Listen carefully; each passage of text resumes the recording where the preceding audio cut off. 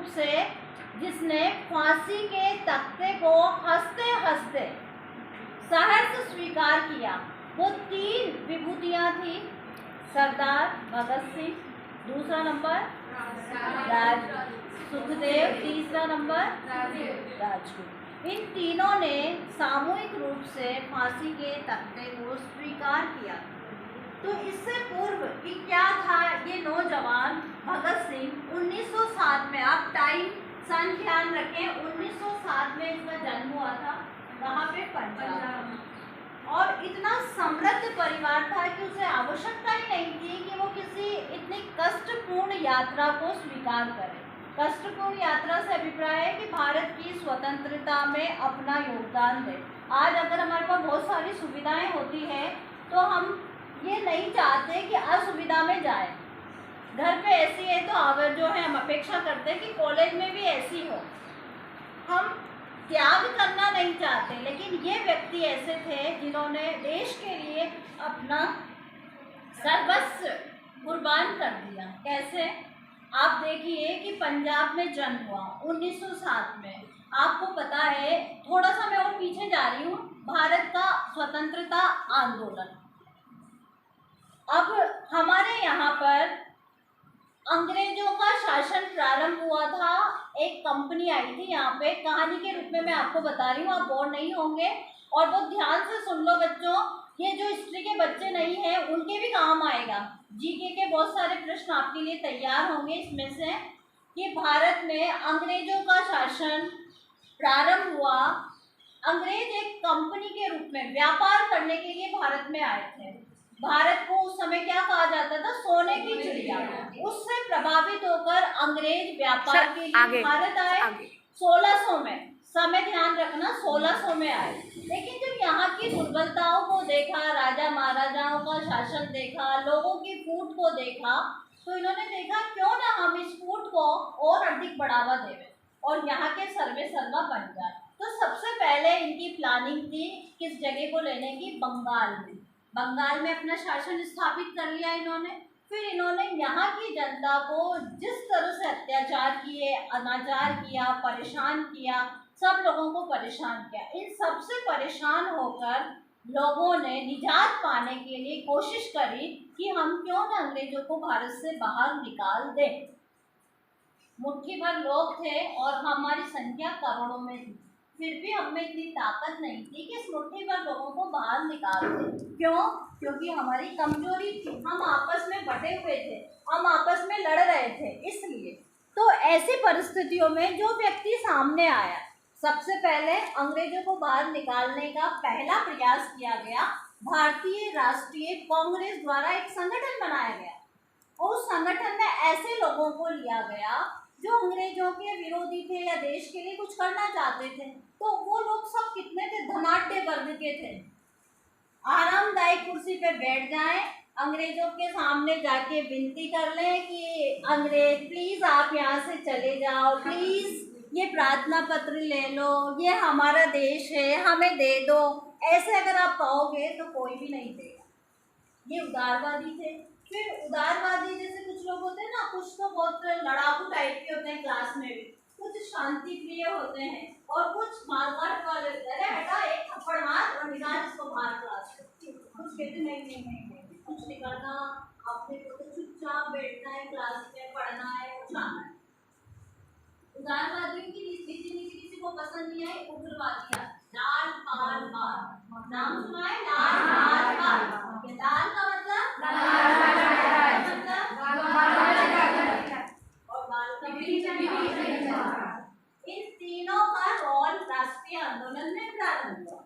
फिर इनका भी समय काल रहा और इसके बाद आया गांधी युग। ये तो सब क्या था? एक मैंने तुम्हें बताया है, कांग्रेस का दबदबा भारत में, लेकिन इसके साथ ही इसकी नीति को कोई पसंद नहीं करता था। कुछ लोग ऐसे थे जो मारकाट में विश्वास रखते थे, नहीं हमें तो लड़के अंग्रेजों को बताना है कि हम भी कुछ हैं, हम कुछ है। उसमें थे भगत सिंह, सरदार भगत सिंह।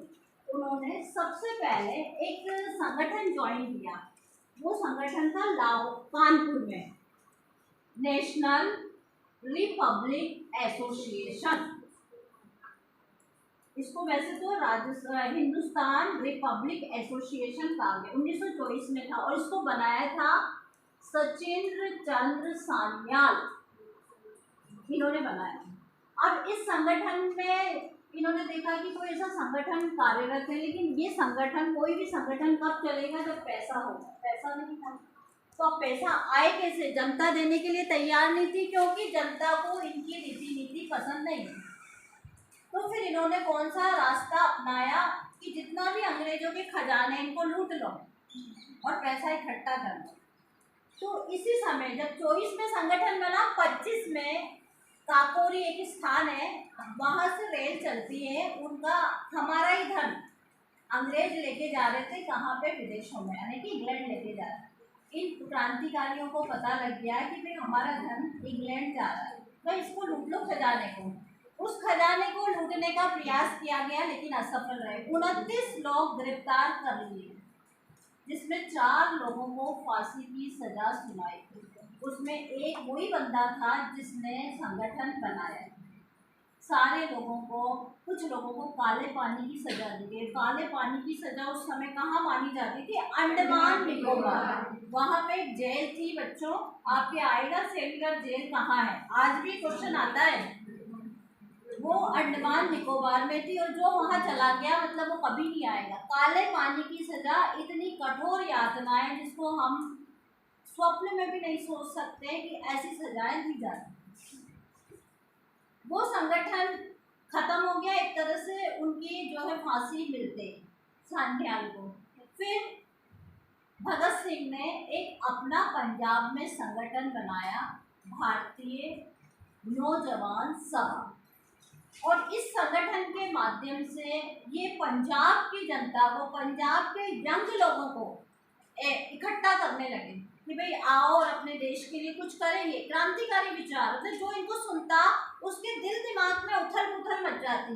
और इनका कॉलेज था लाहौर नेशनल कॉलेज, वहाँ पे पढ़ाया यही जाता था कि हमारे को देश के लिए क्या करना है, कैसे करना है, बम कैसे बनाए, अस्त्र कैसे बनाए, शस्त्र कैसे बनाए, अंग्रेजों को बाहर कैसे निकाला जाए। तो इस तरह के प्रयास इनके द्वारा किए गए। और फिर इन्होंने देखा कि ऐसा कौन सा व्यक्ति है जिससे मैं बहुत ज़्यादा प्रभावित हूँ, तो इन्हें वो व्यक्ति मिला चंद्रशेखर आज़ाद। तो उस चंद्रशेखर आज़ाद से ये दिल्ली में मिले, वहाँ इनकी मीटिंग हुई आपस में, और उन्होंने कहा कि आपने जो संगठन बनाया है, जो संगठन कार्यशील है, उसको थोड़ा सा तब्दील कर दो, उसको समाजवादी शब्द उसमें और जोड़ दो। ठीक है, समाजवाद का मतलब सबको साथ लेके चलना, सबको रोजगार के साधन उपलब्ध होना, सबको खाने के लिए रोटी उपलब्ध होना, सबको रहने के लिए छत उपलब्ध होना, और इस तरह से संगठन चलता रहा।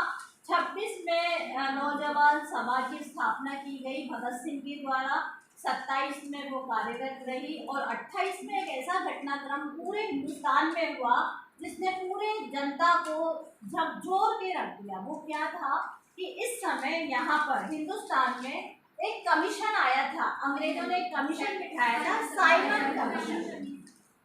28 में 1928 में, समय याद रखना, 1928 में आया था, लेकिन उस कमीशन का पूरे भारत में विरोध हुआ, उसे कहीं भी एंट्री नहीं लेने दी।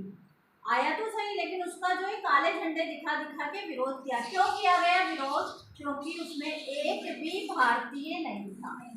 पंजाब में इस समय इस साइमन कमीशन का विरोध किया लाला लाजपत राय, एक दबंग नेता थे उस समय, उनका नाम चलता था लाला लाजपत राय। तो सारी जनता उसके पीछे चलने लग जाती थी कि ये स्वतंत्रता सेनानी है और ये देश के लिए अंग्रेजों को बाहर निकालने में महत्वपूर्ण भूमिका निभाता है। तो उन्होंने जब विरोध किया साइमन कमीशन का, तो वे इतनी ज़्यादा लाठियाँ बरसाई गई, और उस बरसाने वाले में जो अंग्रेज थे, स्पॉट जो है पुलिस कमिश्नर था स्पॉट, और जिसने बरसाई, जिसके निर्देशन में, स्पॉट के निर्देशन में बरसाई गई, और बरसाने वाला था सैंडर्स, दो नाम याद रखना, स्पॉट और सैंडर्स, इनके द्वारा बरसाई गई, और जो है और उनकी उसी दौरान मृत्यु हो गई, यानी कि वो लड़ते लड़ते या विरोध करते करते देश के लिए कुर्बान हो गए।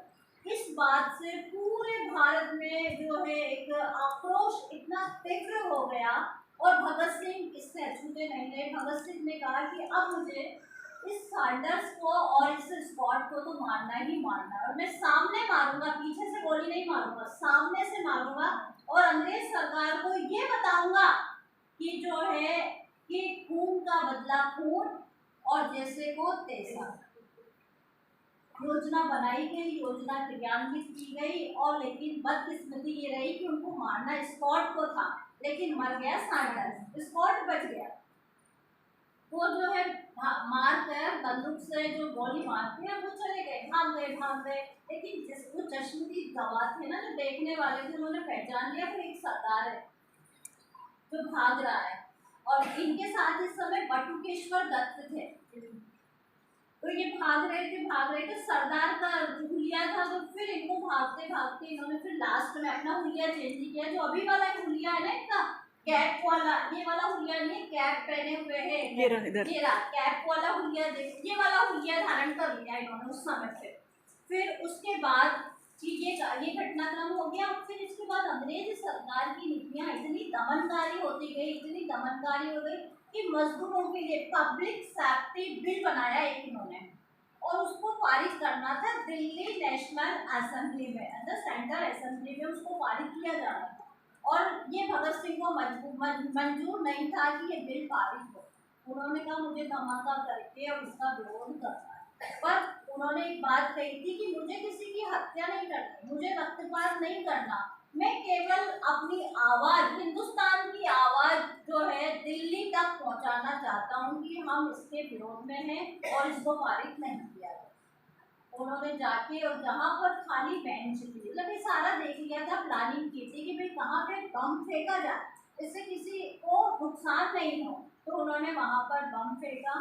बम फेंकने के बाद वो जा सकते थे और धुआं हुआ, धुआं के बाद अंग्रेज चले गए, भारतीय चले गए, सब उनके अपनी जान बचा के चले गए। लेकिन उस बंदे ने कहा कि मैं जाऊंगा नहीं, मैं गिरफ्तार होऊंगा और मैं अपनी जनता के सामने ये पेश करूंगा कि हम अपने अधिकारों के लिए किस हद तक, किस जुनून तक, किस शिद्दत तक कार्य कर सकते।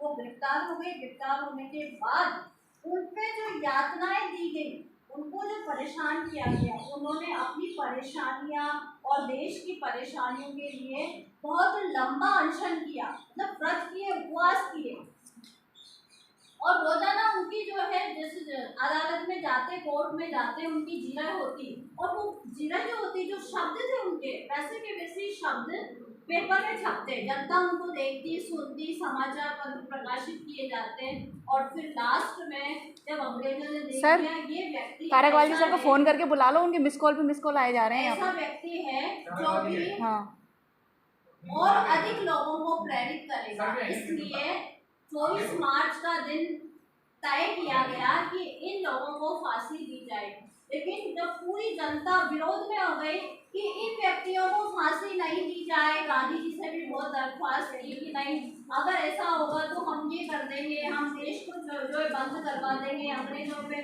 खून खराबा हो जाएगा। लेकिन अंग्रेज सरकार ने देखा कि 24 तारीख को तो कुछ भी हो सकता है, इसलिए 23 की शाम को, जबकि शाम को नियम में कोई फांसी नहीं दी जाती, जो भी फांसी होती है वो मॉर्निंग में होती है, 23 तारीख को शाम को फांसी दी गई। और जब भगत सिंह, राजगुरु, सुखदेव के पास ये समाचार पहुंचा कि आपको 24 की जगह 23 को ही फांसी दी जाएगी, तो उन्होंने हंसते हंसते स्वीकार किया, कोई बात नहीं, हम तैयार हैं।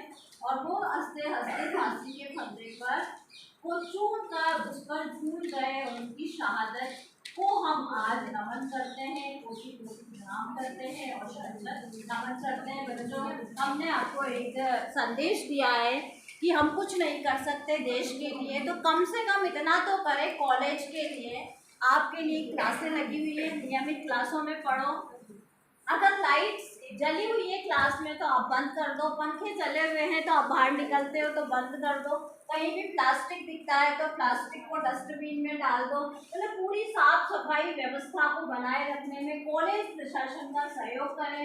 हम लोग क्लास में पढ़ाते हैं तो ज़्यादा से ज़्यादा बच्चे क्लासों में आए, क्योंकि हमारा प्रमुख काम, हमारा प्रमुख काम पढ़ना है।